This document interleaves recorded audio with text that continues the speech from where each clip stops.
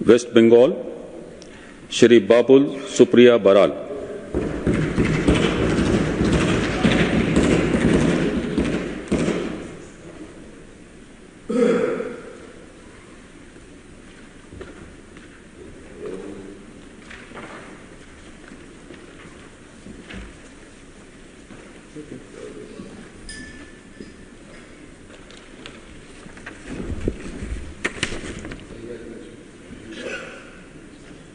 আমি বাবুল সুপ্রিয় বড়াল রাজ্যসভায় সদস্য নির্বাচিত হইয়া ঈশ্বরের নামে শপথ করিতেছি যে বিধি দ্বারা স্থাপিত ভারতের সংবিধানের প্রতি আমি অকৃত্রিম নিষ্ঠা ও আনুগত্য পোষণ করিব।